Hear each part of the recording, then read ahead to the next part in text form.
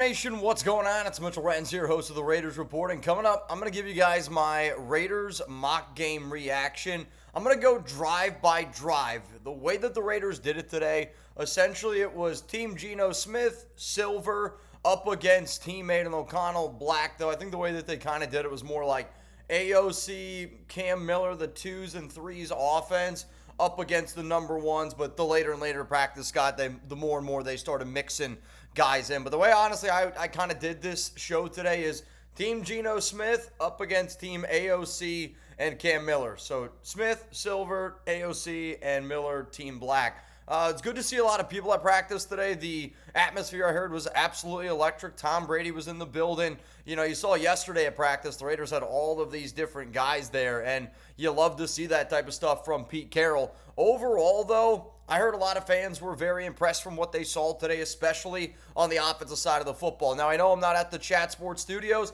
I know that I'm not at Allegiant Stadium as much as I wanted to be, but my job here is to always keep you guys up to date. So to make sure that you never miss anything around the Raiders, make sure you hit that subscribe button. Make sure you turn on those notifications. And I hope that you guys know that I'm always going to try to bring commitment to excellence to this YouTube channel and bring commitment to excellence to Raider Nation. So let's get into it. The very first drive of the day, Geno Smith out there. Team Geno did win the opening toss in the first team offense up against the second team defense. The offensive line ended up reading Colt Miller at left tackle, Dylan Parham at left guard, Jordan Meredith at center, JPJ at right guard, DJ Glaze at right tackle. First play of the game, right from the jump, 7-yard play to Michael Mayer. And I think for all of us out here, you know, we're kind of wondering, what exactly are we going to get in Mayer? Third year, second rounder coming out of Notre Dame. Put out a video earlier on my social media, literally today, that he's ready to take that next step. It's a matter of, is he going to get the opportunity to do it? And he got some good opportunities today.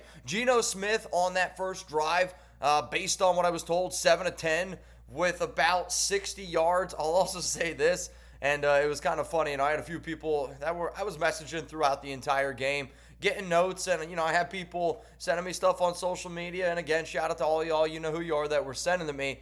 It's amazing how many notes I have like the first few drives, and then the less and less notes I get in the later drives, which I don't know if y'all are drinking beers or what you were doing, but appreciate everyone that helped out getting all the notes to me today. But 7 of 10 for about 60 yards on that drive. You want to talk about catching the football, spreading the love. Geno Smith completed balls to Brock Bowers, Michael Mayer, Tre Tucker, Jakobi Meyers, Ashton Jeanty, and Dante Thornton. I will say, in that first drive, Decamerion Richardson did come in for a play, and again, he was working with the 2s, so he was like the main guy out there. And he did have a really nice PBU up against Dante Thornton in the end zone. But for a lot of people that have been wondering, like, what exactly is this starting offense going to look like? You're going to see some 12 personnel. You're going to see some 11 personnel. But I would say Jakobi Meyers, Tre Tucker, Dante Thornton Jr., and then Brock Bowers, Michael Mayer. Those are your top 5 pass catchers in this Raiders offense as it stands right now. Jack Bech is probably number 6, but those are your top 5 pass catchers. And then obviously you got Ashton Jeanty, coming out there out of the backfield. The first drive was capped off by a Brock Bowers touchdown, and you want to talk about the MVPs for today's mock game. Realistically, Geno Smith, Brock Bowers, and I would say Maxx Crosby deserves to be thrown in that list. Let's go to the second drive. So right now as it stands, Team Geno up 7-0 up against Team AOC and Cam Miller. Second drive, Aidan O'Connell goes out there with the second string offense up against the Raiders' first team defense. So before anybody gives me, oh, Mitch, you're doing Team Geno versus Team AOC, I also understand that Geno's going up against the 2s and AOC was going up against the 1s from a defensive side. But that's how it went. On the D-line, it started off as Maxx Crosby, Adam Butler, John Ulalu. Lala was playing 3-technique DT. If you don't know what 3-tech means, it's offensive tackle, offensive guard, the DT lines up between those players. And then it was Malcolm Kuntz at the other defensive end position. Linebacker, Landon Roberts, Devin White, Jermaine Pratt. Landon was the middle linebacker. At cornerback was Erik Stokes, Darien Porter. Strong safety / nickel is how I'm going to say this for Jeremy Chin. He's somebody who we've been saying is going to play the strong safety role, kind of like a Cam Chancellor. But today he was playing in the nickel / strong safety.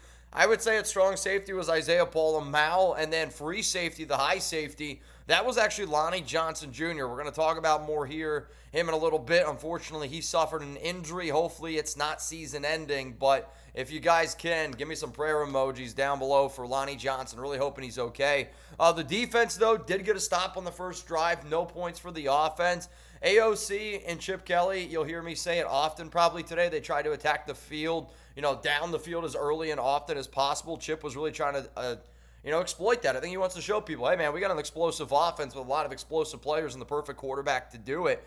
But Chip Kelly's offense, a lot of different looks there. But Darien Porter answered the call. Erik Stokes ended up answering the call. And I think Chip, and Pete, they were trying to test those two guys out. And even though they went down the field, the Raiders said no thank you. So no points scored for the second team offense against the first team defense. So that's good. All right, third drive, you come out here. And again, a lot of love getting spread around. Michael Mayer had 2 catches, both for first downs. One was for a larger gain, but both, again, 2 first down catches, both for solid gains. Alex Cappa was playing right guard on this drive with Jordan Meredith in at center. Geno completed balls on this drive to Jeanty, Jakobi, Tucker, Bowers, and Michael Mayer, and another touchdown catch for Brock Bowers ended up happening on this drive. It was a beautiful throw by Geno. He ended up finding him back in the end zone, back shoulder throw. Kai Blue Kelly was on the coverage, and he's somebody that's still battling for a roster spot. And from what I understood, it could have been a pass interference call on Kai Blue, but at the end of the day, Geno was really spreading the ball around, and Brock Bowers is just Brock Bowers, right? Like, you can do everything perfect, and Bowers still probably going to beat you. That's why he's the best tight end in the NFL. But Team Geno now up 14-0 after the first 3 drives, and what I really love to see is, again, like, if we're going to draft a running back early, I think you got to have an offense that can run it any single time, and we'll use those 2 tight ends. And, I almost like, it's almost kind of like a tease, but hopefully the tease has been worth it. We heard so much about 12 personnel, 2 tight ends last season, and you're really starting to see it early on. I mean, the first 2 drives with Geno Smith, Michael Mayer had 3 catches, Brock Bowers had 4 catches, and Bowers had 2 touchdowns on the first 2 drives for Geno Smith. Like, they're getting a lot of work early on, and you got to love to see it. So today, Brock Bowers was an absolute dog. First 2 drives, first 2 touchdowns. Geno, Brock, it's going to be a legit combination this season, and it's going to win a lot of people some fantasy football leagues. So my question is this, and I want to know, it's going to be the pinned comment here on today's show, which means y'all are about to get hit with the YouTube ad break. While that ad is playing, I want you to scroll on down and give me your answer. How many touchdown catches for Brock Bowers this upcoming season? My answer after this YouTube ad break. The reason why I'm going to say 9, and that might seem like a big number, and you know what? Shit, it's training camp, it's mock draft reaction, it's August 2nd. I'm allowed to be excited. If you're not allowed to be excited in August as a Raiders fan, then I don't know what you're doing. But he had 5 last year as a rookie. This offense looks like it's clicking. He looks like the Brock Bowers that, we're super excited to have. But now he's got a quarterback. And now he has an actual offensive coordinator. On top of that, he's got a running game. He's got some players around him that I don't think the world appreciates yet. Tre Tucker and Thornton Jr. are going to open up so much for Brock Bowers and Jakobi Meyers. And then Michael Mayer, him being able to play tight end this season allows Bowers to play wide receiver and tight end. I can't wait to see what this Raiders offense looks like after today's notes, after the videos that I saw, after everybody texted me what they texted me. I'm fired up. Today, if you bleed silver and black, I can't wait to hear more of the stories from there because the offense was absolutely clicking. But give me 9 touchdowns for Brock Bowers. Let's go to the 4th drive here. And this is where, again, the reason why I'm calling it Team Geno versus AOC and Cam Miller, it's because the way that they kind of divided everything up. 4th drive comes out, it's Cam Miller now. And his offense is with the 2s and the 3s, still a lot more of the 2s. Chris Collier looked really good, I heard, on this drive. Heard he had a really nice open field spin move. And this has been a player that I think right now, he might not be the best football player. Maybe that's an unfortunate thing for me to say.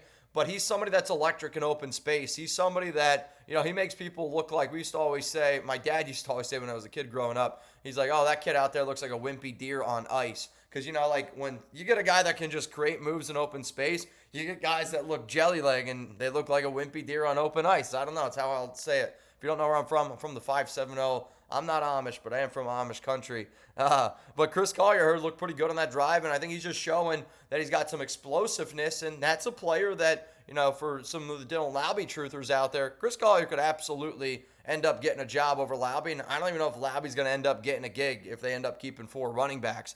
Miller showed that he can use his legs, and I'll be real. From what I understood from this drive, it was maybe a little bit of nerves in terms of throwing the football, and I think sometimes, like in these mock games, guys know that they're not going to get lit up, like in terms of a hit, but there were still hits out there being had, still tackles out there, being had. But Cam Miller, from what I understood, was a little bit more willing to use his legs today. The third-team offense did finish the drive with a touchdown. It was Cam Miller. He ran it himself. It was an RPO. But here's the bad news about the fourth drive. Lonnie Johnson Jr., he was carted off the field with a lower leg injury after the game.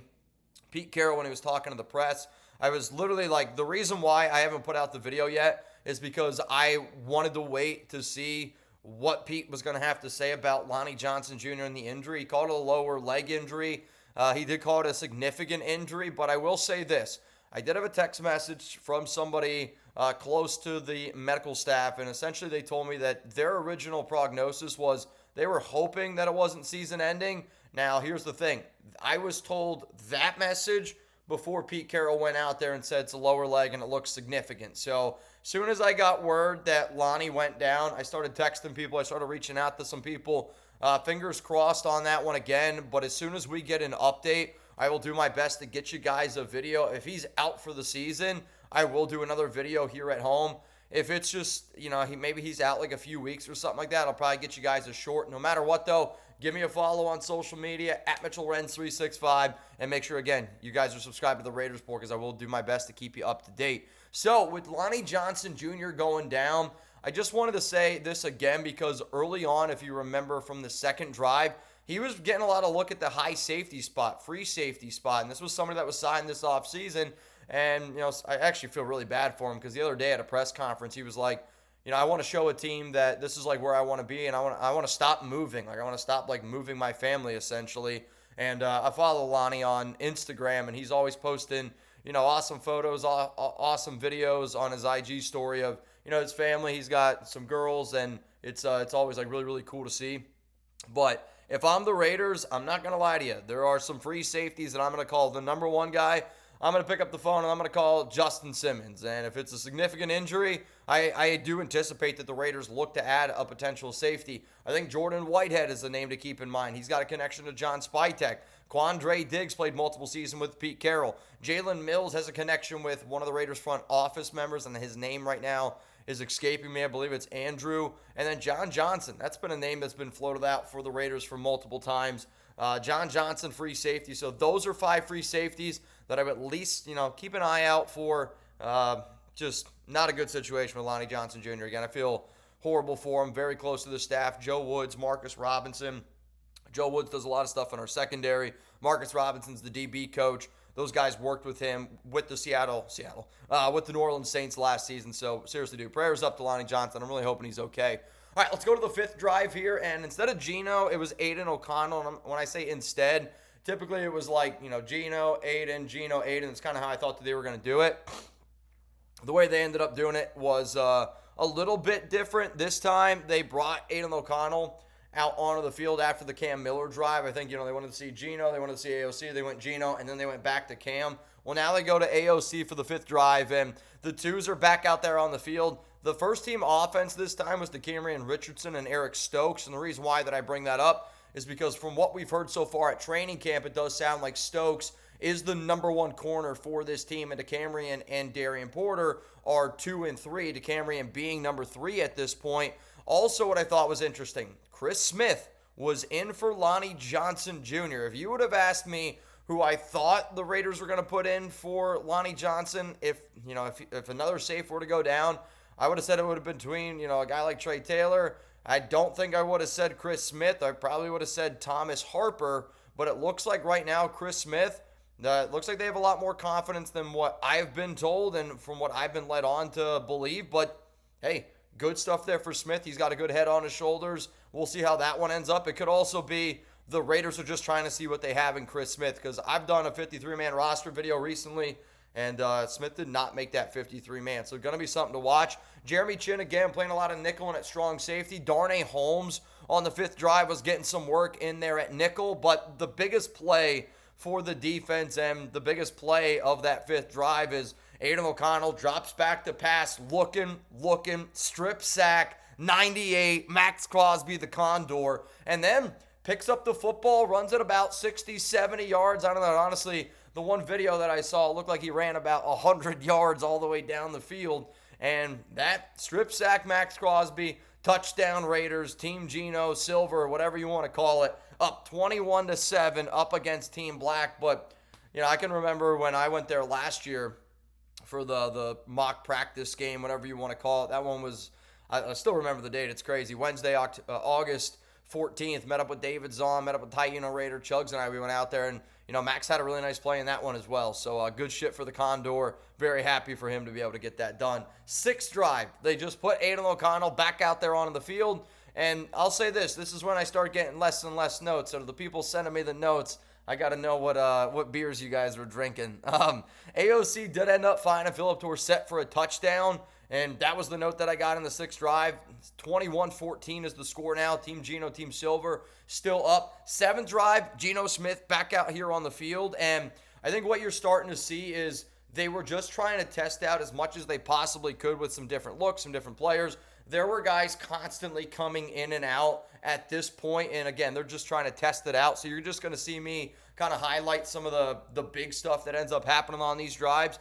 But the big play here was the defense they jumped off sides. It was kind of like a free play for Geno. I'll be real. One of my buddies who was at practice said he thought Malcolm Kuntz might have gotten a sack, and that the play would have never happened, but they let it go. And it was a touchdown, about 20-yarder to Thornton Jr. And at this point, Geno's been on the field for 3 drives. He's got 3 touchdowns, 2 to Brock Bowers, 1 to Thornton Jr., and that was kind of the end of the first half. Team Geno was up 28-14, Silver up 28-14. But early on, I mean, you could see that Tre Tucker and Thornton are going to stretch the field. Jakobi Meyers, Brock Bowers, and Michael Mayer are going to absolutely feast on the middle. And then, you know, I want to see more of the passing game going, but they did use, I want to see more of the running game, how that looks. But Ashton Jeanty was split out wide a ton, and they were giving him some pretty complex routes from what I was told, like just out of the backfield. Because I think sometimes, you know, you're trying to, if you didn't have confidence, that's probably the way I should say it. To me, the Raiders clearly showed me that they believe Ashton Jeanty can be a pass-catching running back and be a true bell cow because of the complex routes that they were having him run. If you didn't think that a guy was talented enough or smart enough or had the ability to be an every down back, you probably wouldn't put him in certain routes that they were putting him in. I mean, they were testing him out. And from what I understood today, he's doing his best. He's being a sponge. We know that he's an unbelievable running back, and the Raiders clearly see it too. But I thought that was pretty interesting overall. So offense, though, was really, really clicking. 8th drive, and this is where, again, we're kind of going here to the second half. When I say second half, it was a very, very quick second half. This one, 8th drive, Aidan O'Connell was in at quarterback. Thomas Harper, I noted earlier, he got a lot of work this drive at free safety. The secondary, the defense especially, man, they were moving players around left and right. Different guys coming in at corner, different guys coming in at safety. Linebacker rooms were being rotated in. One player that, I'll be real, I did not hear too much about. So if anybody has notes on Jamal Adams that was at the practice, please give me some notes down below. I kept reaching out to some people. I didn't get too much on him. But the 8th drive, this one was capped off by a Zamir White touchdown, and Silver still up 28-21. Let's go to the 9th drive. And this is one of these things where I love Pete Carroll for this. And some people that make it this far in the video, I get it. It's Saturday. You might see it. You might not. But this is what great coaches do. You know, you see a drive like that, and I bet a lot of people will be like, all right, let's put Geno out there. Nah, it's 28-21. Let's get Cam Miller out there. Let's figure out a way to get him in the end zone. And Cam Miller scored another touchdown, another rushing touchdown, and that drive essentially made it 28-28. The final drive of the day. And this is why Pete Carroll, again, I think just if you're going to be at the mountain and if you're going to be regarded as one of the best head coaches in the NFL, you just got to do the little things right. So instead of Pete, putting Geno out there on the ninth drive with them up 7 points, I honestly think they figured out a way to get Cam Miller in the end zone. Because from what I've heard from the ninth drive, it looked a little too easy. And essentially it was, 10th drive, final drive of the mock game. And it was 28-28. All the marbles were out there, and Geno Smith in at quarterback. And at this point, it's everybody versus everybody. Like, there's no first-team offense. There's no first-team defense. I mean, it's the 2s and 3s up against the 2s and 3s. The way that I would say it is imagine probably what you're anticipating the Raiders' preseason game looks like this upcoming week against the Seattle Seahawks. And for those of you that don't know, I am going to be live for that game, so make sure you're subscribed. Make sure you're pulled up for that one. We're going to be going up against Seahawks today at Chat Sports. But, again, I think it was Geno with a bunch of the guys playing in that game, and it was just like a whole-on mix. Grady Vance made a nice PBU. It was a player that I talked about this morning in the video that I dropped, and he's been opening up some eyes, man. He's probably going to end up making the practice squad, but he's going to be the player where I almost wonder if he's this year's Isaiah Paul Lamau, and I don't say that just because he's a UDFA from USC, but Isaiah Paul Lamau, the year he ended up making the roster, was kind of a surprise. And Greedy's kind of got that dog in him. And, one of the players that I've talked to a few times just over the past, we'll call it 48 hours, because luckily some of the guys are finally starting to get back to me. And, I've just been like, what do you think about certain guys? And the term I keep getting when I hear Greedy is dog. And, I just write notes all the time from my experience doing this show. And Amik Robertson was somebody that I loved personally. I wish the Raiders could have figured out a way to keep him. He's right now with the Detroit Lions. He was an undersized guy, and I think he always had a little bit of a chip on his shoulder. Amik is a better athlete than Greedy, but Greedy might be a little bit tougher than Amik from just my eyeballs, as I guess what I'm going to say. But I'm going to make the comparison because Greedy's kind of got that dog in him, and he's just going to go out there and he's going to fight. He's going to claw. I'm telling you this right now. If I was in a bar fight, one of the first guys I'm trying to get on my team is Greedy Vance. But he had a nice PBU today. Philip Dorsett had another touchdown. This time it was like a 50-yarder deep one. And Geno was just in his bag today. Chip Kelly was in his bag. There's a part of me where I'm like, were the Raiders just really good at attacking down the field because they have the right pieces? They have the right quarterback, the right, like Chip Kelly, the right OC? I want to say yes, but there's also like that part of me where, going into the season, my number one biggest red flag for this team is the secondary. And when I talk to a lot of people around the Chat Sports studios, the Raiders secondary right now is probably regarded as one of the weakest secondaries in the NFL. Obviously, it's just based on paper, just based on what's being played. But that is something that's kind of lurking in the back of my mind a little bit of, is it our offense clicking down the field, or is it our secondary is one of the weaker secondaries? But Philip Dorsett did have a touchdown, long post route, 50 yards, got behind the defense. And Geno, 4 drives, 4 touchdowns. I don't know how you ask more from a guy. He was absolutely incredible. But you know what's one way to ask a little bit more from him? Scores 34-28. What does Pete do? Let's go for 2. And that's kind of just like the cherry on top of this thing. Raiders end up going for 2. It's a little bit of a read option. Geno, he keeps it himself. He runs it in. Team Silver, Team Geno wins 36-28 with the final score. But what a great game for the offense. What a great day for Geno Smith. Coming up next year, though, my just overall in conclusion notes from the Raiders mock game today. And I'll tell you this, if you're watching this, if anybody can do something, can we get the mock game on like a television broadcast? Put it for free. I'll go live for it on YouTube next year. I would love to be able to go live for the mock game. I know you guys are selling tickets to get people there, but if you're going to make this big of a production out of it, let's get it on television. That way the entire world, the entire nation can see it. I don't even care if you stream it on your own shit. I still want to talk about it. I want to be able to go live for it. Speaking of going live for it, I know I mentioned it before. I am going to be live for Raiders Seahawks on August 7th. It is literally this week. Raiders football is literally this week, which I can't even believe, quite frankly. Super pumped for it. It's this Thursday. The game starts at 10 p.m. Eastern time, 7 p.m. Pacific. My plan right now is to go live an hour before, but I'm a man that loves a good deal. So I am going to give you guys some deals this week on the Raiders Report when I go live on Monday and when I go live on Tuesday.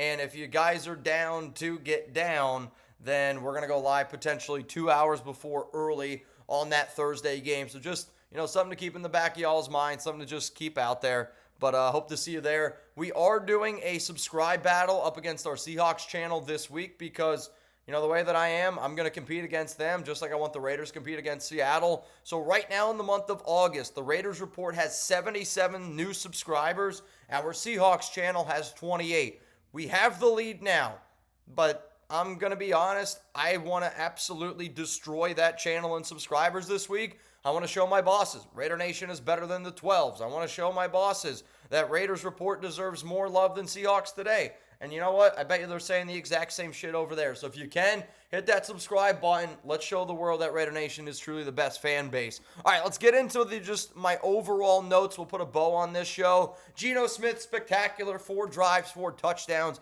Probably got to say he's the overall MVP of this Raiders mock game. Brock Bowers, Michael Mayer, clearly are clicking in this Chip Kelly offense. They were used early and often. And again, you can look at those first 2 drives, 7 catches between them, 2 touchdowns for Brock Bowers. Chip Kelly really, really spreading the ball around. I mean, I'm not kidding you when I say this. It's anybody can catch the ball at any moment. And it really does look like kind of like a defensive coordinator's nightmare because Jakobi, reliable. Brock Bowers, reliable. Michael Mayer, reliable. Tre Tucker, reliable. Thornton Jr., reliable. And then, Ashton Jeanty. This is going to be an offense that I really do think is going to surprise some people. We might get in a lot of shootouts with the defense we have in the secondary, but it's going to be, I think it's going to be a fun and entertaining season. I know that. Jeanty split out a few times and clearly being used in the passing game. I'm telling you this. I was a little bit of, I don't know where I was going to take Ashton Jeanty in fantasy football drafts, and I've been talking about fantasy, a little bit more often just because I've been doing a lot more homework for myself. My draft every year is during Labor Day weekend for my family, and we've done our fantasy football draft on Labor Day weekend for every year since 2006. Very proud to say that my family still has got that going, and it's pretty crazy that next year is our 20th anniversary of our fantasy football league. Besides the point, though, Ashton Jeanty is going to be a first-round pick. I think he's going to get, I really do. I think he's going to be, I don't want to say easily, but I think it's easily going to be 300 touches. And 300 touches in this offense, I think he's got 10-plus touchdown upside. I think you'd be pretty disappointed if he doesn't get 1,500 total yards, but somebody that's going to get 300 touches, 1,500 total yards, 10 touchdowns, that's a first-round pick in a fantasy football draft. The first-team offense looks really good, and it does. It is such a night and day difference. And, you see a lot of training camp reports here and there, but from what the Raiders offense looks like last season compared to what the Raiders offense looks like this season, I mean, I always make the joke it's 6 to midnight, but it is truly yin and yang, and it's totally, totally different. Jordan Meredith continued to get in work at center. JPJ seems like he might be the right guard. Lonnie Johnson Jr. injury doesn't look good. I would do my best to keep you guys up to date. Stokes and Porter are the top 2 cornerbacks. Decamerion Richardson's number 3. Jacorian Bennett's starting to fall down the board here a little bit. Crosby, Butler, Lalu, Kuhn starting defensive line. Roberts, White, Pratt starting linebackers. Jeremy Chin playing the safety nickelback slot role. They're just using them in a lot of different ways, a lot of versatility there. Isaiah Paul-Lamal, strong safety, free safety. If I'm the Raiders, I'm going to look for more secondary help, but the offense right now does look like it is ahead of the defense. Overall, got to be proud of the way that this offense looked. Overall, very happy of what I saw just in general. The only downside is, again, Lonnie Johnson Jr., the injury. Great turnout from all the fans. Pete Carroll said it was absolutely electric. And, I'm hoping to get a picture of my guy, Rebel Montana, yesterday on the Raiders Report when I went live. We were talking about doing a meetup. And Rebel said that after the mock game, he's going to get together with some Raiders Report watchers at Al's Torch and hopefully get a picture. So I'm hoping to be able to get that. I'll share that with everybody on Monday, maybe, even tomorrow's show, depending on when I get the picture. But seriously, shout out to all y'all. Also, huge shout out to my guy, 93 Nabman. I joined his YouTube show yesterday, and if anybody wants to see it, go on YouTube, look up Raider Shield Family. I said I was only going to be live for 30 minutes, and we ended up going live for, I'm not kidding you, I was live there for 2 hours and 30 minutes. We have a loyal watcher here on the Raiders Report. Her name's Blue. She's been going through we'll just say some difficult times. Go watch the video if you want to see it, but we ended up raising over $1,000 for her yesterday. So to everybody that was a part of that, that's absolutely amazing to me, absolutely beautiful. But if you go to the Raiders Shield Family YouTube channel, you click on his last live video, it's going to be me. Check it out. I actually think you're going to laugh. It's absolutely hilarious. It's some off-the-wall type shit. If you don't know, I did get pretty banged up on Friday happy hour show, and you know, we kept the party going last night on Avman's channel. So just keep that in mind for me. Don't judge me too much. But we got after it. We had a good time. I think that's what Raider Nation's all about. All right, y'all, I'm hopping on out of here. The next time that you're going to see me is I'll get you guys probably another video tomorrow, depending on what they do at practice, though. I got to check to see if they have practice tomorrow or if they're giving their guys a day off after the mock game today. If they do practice, I'll get you another video tomorrow. But then also, again, I do plan on going live Monday, and I plan on going live Tuesday this week at the Raiders Report, 4 p.m. Eastern Time, 1 p.m. Pacific, and then I'm going to be live definitely 1 hour. I think, honestly, maybe 2 hours before that first preseason game on Thursday night. Enjoy the rest of your Saturday, and as soon as we get an update on Lonnie Johnson Jr., I promise you I will be putting out a video here on the Raiders Report. For more videos around the silver and black, click the subscribe button right here. I know that I've been getting a lot of people saying that they enjoy these at-home videos because they're a little bit longer. I'm going to keep doing them if you guys keep watching them. If you want even more videos, click on this bad boy right here, and then YouTube recommends this one for you. They're saying to me that you're going to enjoy this one. Have a good Saturday. I'll see you guys later.